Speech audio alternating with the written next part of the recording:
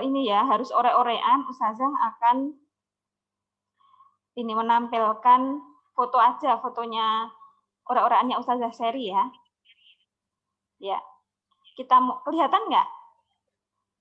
Kelihatan ya? Ya, ini yang Pak banyak salahnya nomor 2. Nomor 2, bila populasi katak menurun, ya kataknya menurun, yang terjadi itu apa? Ya, ini anak-anakku bisa ore-orean di soalnya. Misalnya kataknya min, berarti depannya itu plus. Nah, belalangnya plus, kemudian untuk rumputnya, karena belalangnya banyak, maka rumputnya berkurang. Nah, ini bisa diorek-orek seperti ini untuk memudahkan anak-anakku menjawab. Kataknya min, depannya itu plus ya, kemudian depannya lagi min. Jadi min plus min.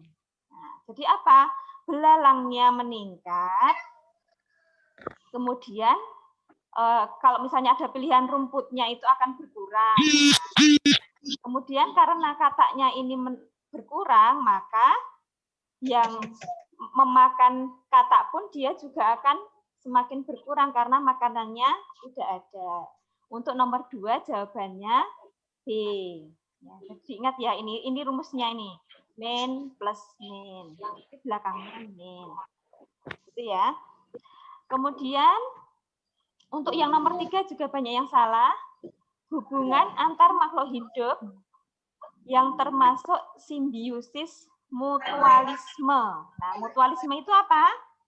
Mutu itu plus, saling menguntungkan. Kalau komensalisme itu satu untung, yang satu tidak untung dan tidak rugi. Sedangkan kalau parasit itu satu untung dan yang satu rugi. Oke, mutualisme adalah saling menguntungkan. Yang mana? Jawabannya A. Bakteri E. coli membantu proses pembusukan di usus besar manusia. E. coli-nya mendapat makanan, manusianya dibantu dalam proses pembusukan. Jadi saling menguntungkan. Oke. Paham ya? Paham. Ya, selanjutnya nomor 11. Nomor 11 ini ada metamorfosis, ya, proses metamorfosis yang ini sempurna. Maaf. Hewan yang mempunyai tahapan daur hidup seperti bagian di atas adalah, nah ini metamorfosis sempurna. Nah, telur menjadi larva, menjadi pupa, baru kemudian dewasa. Ada 4 tahap. Itu apa saja binatangnya? Jawabannya B, kupu-kupu dan semut. Nah, ini Ustazah tuliskan yang metamorfosis tidak sempurna. Itu hanya ada 3 tahap, telur, nimfa, imago. Tapi biasanya di soal-soal nimfanya itu ada beberapa gambar. Nimfa kecil, nimfa sedang, sama nimfa besar. Itu biasanya belalang ya. Itu nimfa itu bentuk dari bentuk kecil atau bentuk bentuk awal dari dewasa. Bentuknya hampir sama, hanya saja biasanya sayapnya yang masih kecil seperti itu. Nah, yang tidak sempurna itu contohnya apa saja? Contohnya belalang, capung, laron, dan jangkrik ya, contoh yang tidak sempurna.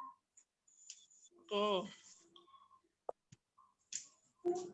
Nanti Ustazah juga sampaikan gambar-gambarnya juga di grup ya, biar anak-anakku bisa untuk belajar. Oke, selanjutnya. Nomor 12. Nah, ini juga banyak yang salah. Pasangan tumbuhan dan cara berkembang biak yang tepat ditunjuk oleh nomor. Ya, jawabannya itu D. Pegagan dengan stolon, sukun dengan tunasnya. Tunasnya itu di akar. Nah, kenapa wortel salah? Wortel itu berkembang biak dengan umbi akar. Sedangkan umbi jalar atau ketela itu dengan umbi batang, sama seperti kentang. Begitu ya. Ustazah lanjutkan lagi. Nanti kalau ada yang merasa ketinggalan, langsung sebentar Us gitu.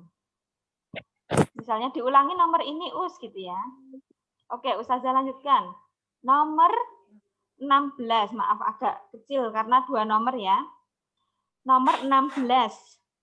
Ini istilah-istilah kelainan atau penyakit dalam peredaran darah ya, pada darah. Aldi menderita kelainan genetik saat terluka, ia mengalami perdarahan yang berlangsung lebih lama. Hal ini disebabkan karena mutasi genetik sehingga menyebabkan darah kekurangan protein, membentuk faktor pembekuan darah. Nah, penyakit ini bisa dinamakan apa?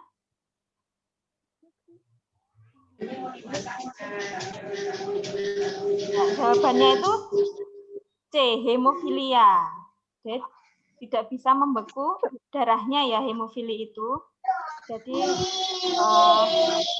darahnya ketika mengalir dia tidak bisa berhenti. Namanya hemofilia nomor 16. Ustazah tambahkan ini, kalau anemia itu apa? Anemia itu kurang darah, sel darah merahnya kurang. Kalau talasemia itu protein darahnya yang membawa oksigen itu sedikit atau kurang, dan jumlah darah merahnya juga berkurang.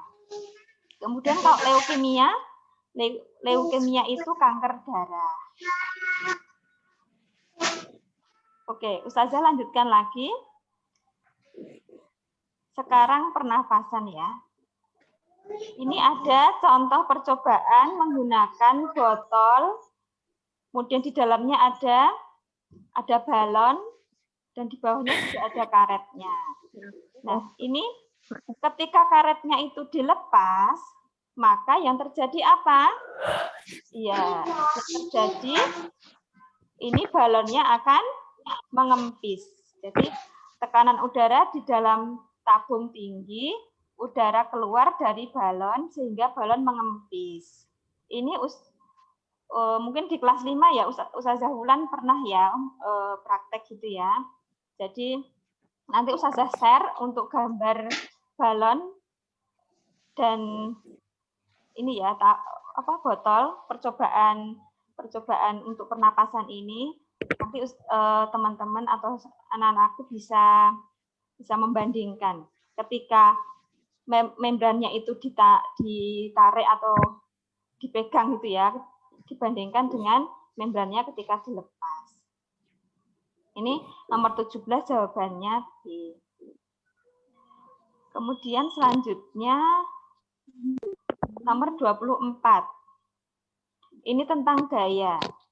Ini ada kiper ya, kiper dalam pertandingan sepak bola atau penjaga gawang.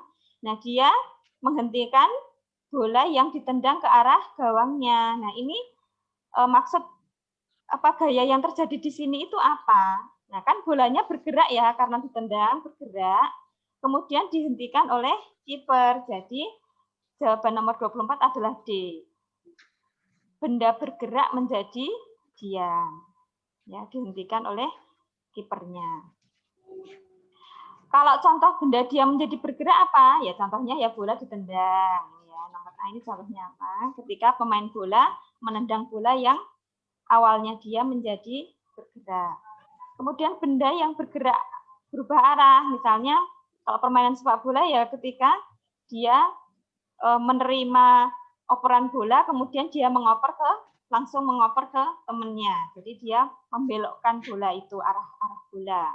Atau bisa juga contohnya ketika naik sepeda, ada belokan, maka stangnya digerakkan sesuai dengan arah belokan.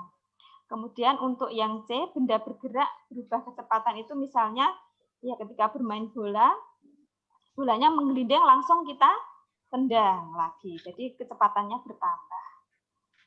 Contohnya seperti itu. Selanjutnya nomor 29. Nah, ini tentang konduktor dan isolator panas. Nah, mana yang pengelompokan yang benar? Nah, kalau anak-anakku bisa membedakan ya antara konduktor isolator panas dan konduktor isolator listrik. Ya, beda ya nanti ya. Ya, terutama pada kaca ini. Oke, sekarang kita ke panas dulu. Panas, besi itu merupakan konduktor panas. Kemudian kain dan kertas itu isolator panas, tidak bisa menghantarkan panas. Kalau kaca itu konduktor panas karena dia bisa menghantarkan panas. Misalnya kita punya botol kaca ya untuk misalnya sakit perut kan kadang kita seka dengan botol kaca yang diisi air panas. Nah, kacanya itu kan menjadi panas, nah itu menghantarkan panas. Tetapi kaca itu adalah isolator listrik, tidak bisa menghantarkan listrik. Ini yang mungkin anak-anakku harus bisa diingat-ingat ya. Kaca itu konduktor panas tetapi isolator listrik.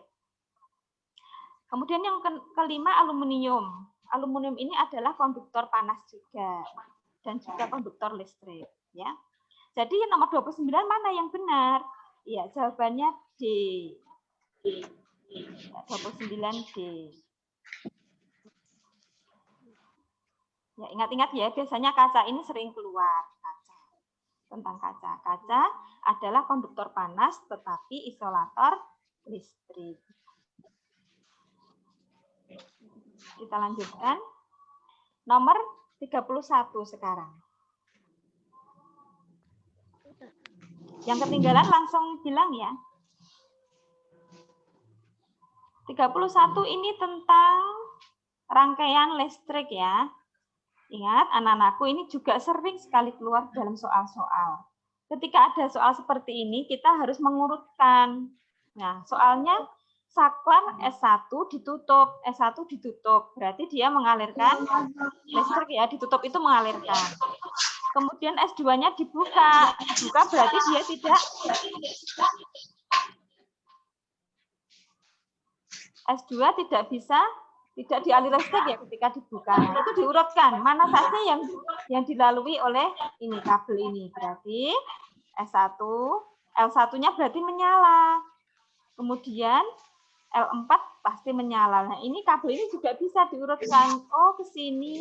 Nah, ternyata semua lampu L1, L3 dan L4 menyala. Mohon maaf yang mic-nya masih menyala, tolong dimatikan ya supaya tidak membuat suara tambahan.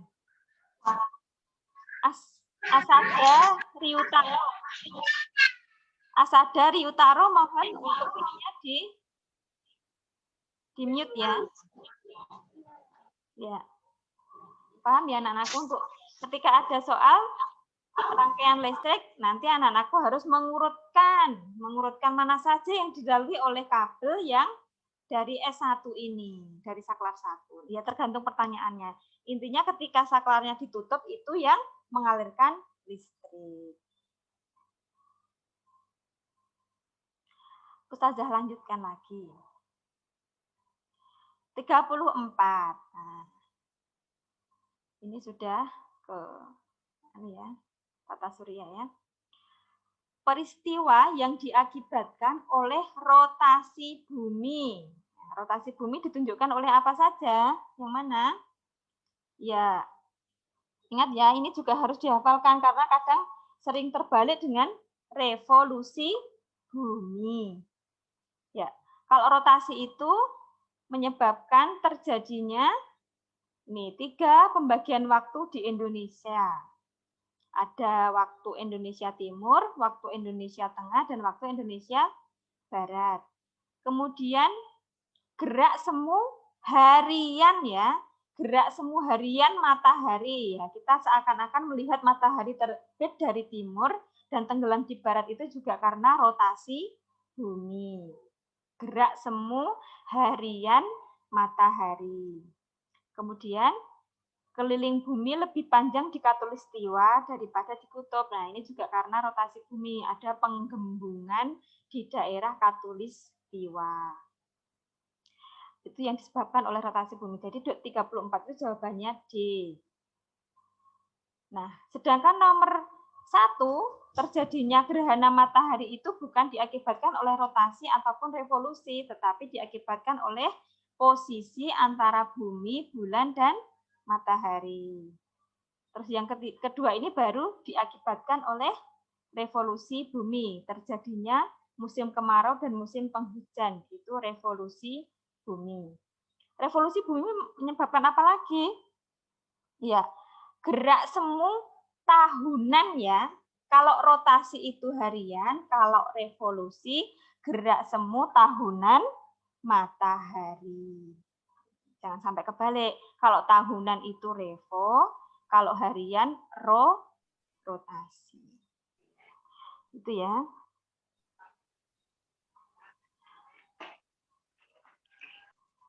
Revolusi menyebabkan apa lagi? Perbedaan lama waktu siang dan malam, itu juga revolusi bisa ya. Ya nanti dihafalkan di buku Ultra juga sudah ada. Di buku Ultra ada, sudah ada materinya. Kan adus mangkat TV karpe. Mas Zafran minta tolong mic-nya dimatikan ya Mas Zafran ya. Di mute. Ya, biar nggak kedengaran suaranya. Kemudian Ustazah lanjutkan lagi. Nomor 37. Nah, ini juga sering keluar. Peredaran darah. Ya, anak-anakku, ini Ustazah sudah membuat titian keledai supaya anak-anakku bisa lebih mudah mengingat ketika ada pertanyaan peredaran darah besar. Besar itu disingkatnya nanti bitusa. Dari bilik kiri, itu kiri ya, bilik kiri ke seluruh tubuh, baru ke serambi kanan. Bitusa. Sedangkan kalau ada pertanyaan peredaran darah kecil, maka singkatannya apa? Barusi. Kecil. Dari bilik kanan ke paru-paru, baru ke serambi kiri. Gitu ya. Jangan sampai kebalik. Kalau peredaran darah besar itu, bilik kiri ke seluruh tubuh, baru ke serambi kanan. Sedangkan peredaran darah kecil, bilik kanan, paru-paru, dan serambi kiri. Nah, caranya anak-anakku gimana membedakan antara mana toh bilik kiri, mana toh bilik kanan. Nah, ketika ada soal seperti ini langsung ditempelkan di dada kita. Ini Ustazah Sari stop dulu ya screen share-nya ya. Nah, oke, sekarang lihat Ustazah Sari. Nomor. Ketika ada soal, nomor berapa tadi? 34 ya? Ketika ada soal peredaran darah, nah ini anak-anakku langsung ditempelkan di dadanya, soalnya dipegang kayak gini, menghadap ke sini soalnya. Terus ditempelkan di dada. Oh, yang sebelah kanan berarti yang ini, yang kanan. Ya, yang sebelah kanan ya kanan. Kanan kita di sini. Kanan, oh di sini kanan. Berarti ini bagian kanan, yang di sini sebelah kiri, gitu ya. Ditempelkan aja, terus ditulis, nggak apa-apa diorek-orek soalnya. Yang sebelah kanan kita ya berarti bilik dan serambi kanan. Sedangkan yang sebelah kiri kita, ya berarti kiri. Gitu, paham ya? Langsung ditempelkan gini di dada kita soalnya. Oke, Ustazah screenshot lagi. Screen share ya, maaf. Gambarnya. Ya, jadi ditempelkan di dada. Yang sebelah kanan kita ini adalah serambi kanan dan bilik kanan. Sedangkan yang sebelah kiri ini serambi kiri dan bilik kiri. Langsung ditulis nggak apa-apa. Ini SA, BA, yang ini SI, yang ini BI, gitu ya. Ya, mudah-mudahan anak-anakku tidak bingung. Jadi untuk peredaran darah besar di mana saja? Berarti dari 5 ke 6, 6-nya mana? Oh ini ya, lewat aorta ini ya. Ini dari sini ke sini baru ke 7 seluruh tubuh, baru ke 9 ini nanti masuk ke serambi kanan. Ini ya. Jadi intinya ke seluruh tubuh. Kalau besar itu ke seluruh tubuh. Tetapi kalau kecil itu ke paru-paru. Ini paru-parunya. Kalau kecil berarti mana? Dari ini ya. Ini nomor berapa ini? Dari sini terus ke paru-paru, baru ke sini, serambi kiri. Cuman kecil. Ya.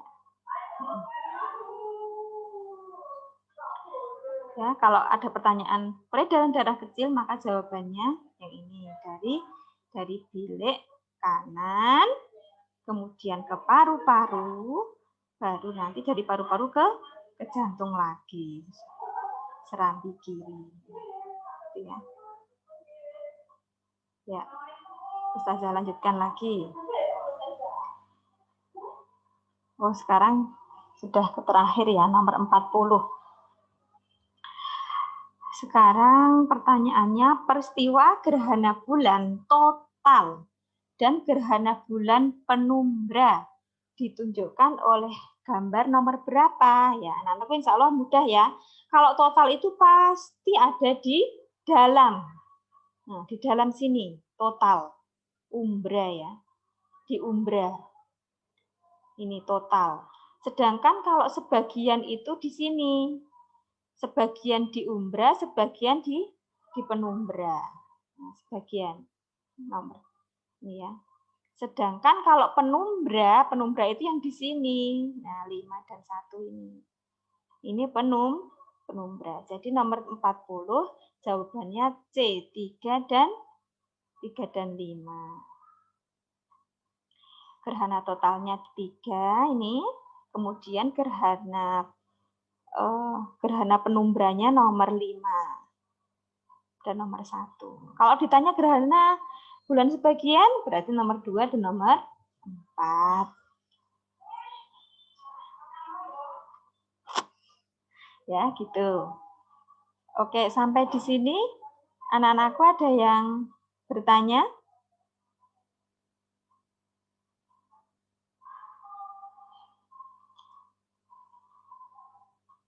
Itu adalah soal-soal yang banyak salahnya ya. Banyak salahnya dan sering keluar di ujian kita. Ujian sekolah.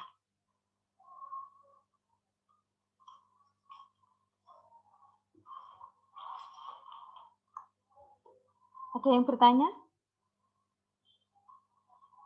Ya, ingat pesannya Ustazah Sari tadi ya.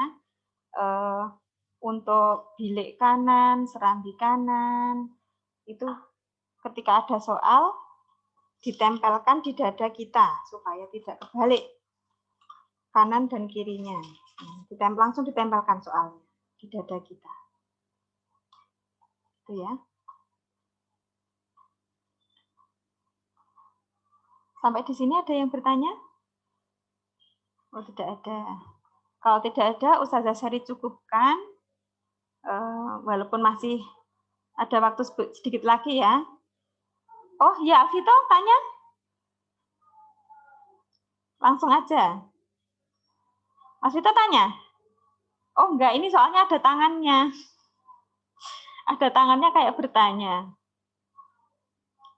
Ya. Menyapa, Ustaz. Oh, menyapa. Oh ya, menyapa teman-teman semuanya. Terima kasih. Oh ya. Ketawa sekarang ya. Oke. Sampai di sini nggak ada yang bertanya ya? Ya, Ustazah Sari cukupkan supaya nanti video yang di-share-nya tidak terlalu berat. Jika ada yang bertanya bisa japri Ustazah atau di grup kelas. Ustazah Sari mengucapkan terima kasih atas anak-anakku yang sudah bergabung. Yang belum bergabung, mudah-mudahan nanti bisa Ustazah Sari share video pembahasan kita kali ini. Kita tutup dengan bacaan hamdalah bersama. Alhamdulillahirabbil alamin. Wassalamualaikum warahmatullahi wabarakatuh.